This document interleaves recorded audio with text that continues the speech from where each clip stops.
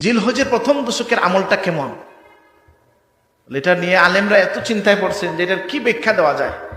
তখন একটা ব্যাখ্যা দিচ্ছেন যে এই দিনের এত ফজিলত, আল্লাহ কোরআনে শপথ নিছেন ওয়াল ফাজরি ওয়া লায়ালিন আশর, ফজরের শপথ এবং ওই 10 রাতের শপথ। কোন 10 রাত? এই জিলহজের প্রথম 10 রাত। বলেন জিলহজ কখন আসতেছে? রমজান, এরপরে কি শাওয়াল, এরপরে কি, এরপরে জিলহজ।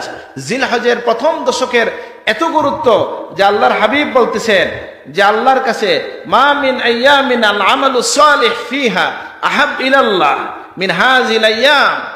এই 10 দিনের আমলের চেয়ে আল্লাহর কাছে আর এত প্রিয় কোনো আমল নেই, আর কোনো দিন নেই যে আল্লাহ তাআলা, এমন কোনো দিন নেই যে আমলে সালেহ করা আল্লাহর কাছে এত পছন্দনীয় এই 10 দিনের চেয়ে।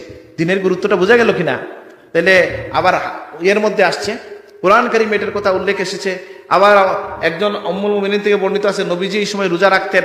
এই ফজিলতের কারণ বলতে গিয়ে উলামায়ে কেরাম বলেন যে এই দশকের মধ্যে আল্লাহর ফরজকৃত, আল্লাহর বিধানকৃত প্রায় সকল আমল করা যায় শুধুমাত্র ওই 10 দিনের মধ্যে। কারণ আপনি এই সময়ের মধ্যে রোজা রাখা মুস্তাহাব অনেকে বলছেন, এটা নিয়ে একটা ইখতিলাফ আছে। রোজা রাখা যায়, নামাজ তো আছে, হ্যাঁ, ওয়াজকুরুল্লাহ ফি আইয়ামিন মালুমাত, নির্দিষ্ট দিনের জিকির যেটা আল্লাহ বলছেন এটা এখানে আছে, ইয়াউমুত তারবিয়া এখানে, ইয়াউমুন নাহর এখানে, ইয়াউমুল আদহা এখানে, ইয়াউমুল হজ এখানে। সুবহানাল্লাহ, এই দশকে কত কিছু জমা হয়েছে। সালাত নামাজ অন্য সময় পড়ি, এই 10 দিনে আছে কিনা নামাজ? রোজা আছে, রমজানে আছে, ঠিক আছে, এটা ফরজ। নফল রোজা এই সময় আছে কি নাই? আচ্ছা, সবচেয়ে উত্তম দিনের মধ্যে একটা দিন হচ্ছে ইয়াউমুল আরফা, যেটা ইয়াউমুল হজ। এই দিনটা আছে কিনা এই দশকে 9 তারিখে?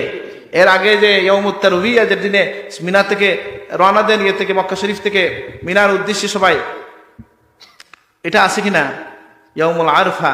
এরপরের দিন ইয়াউমুন নাহর, 10 তারিখ হচ্ছে কুরবানির দিন, হজের দিন, আরফার দিন, রোজা রাখা যায় না, সব ইবাদত এসে একত্রিত হয়ে গেছে একটা দশকে। এই দশকটা হচ্ছে কি? এই জিলহজের প্রথম দশক, যেটা প্রথম দশকটা। এই জন্য আল্লাহর হাবিবের হাদিস হচ্ছে কি যে আল্লাহর কাছে সবচেয়ে প্রিয় আমল হচ্ছে এই 10 দিনের আমল। তো সাহাবায়ে কেরাম বলেন ইয়া রাসূলুল্লাহ ওয়ালাল জিহাদ ইয়া রাসূলুল্লাহ, আল্লাহর প্রতি জিহাদও কি এর কাছাকাছি আসবে না? নবী বলছেন না, ওয়ালাল জিহাদ, জিহাদও এর কাছে আসবে না। তবে কেউ যদি জিহাদে বের হইয়া গিয়া তার প্রাণটা দিয়ে দেয়, তাহলে ওই 10 দিনের আমলের সমান হবে ওই শহীদ হয়ে যাওয়াটা পর্যন্ত। সুবহানাল্লাহ।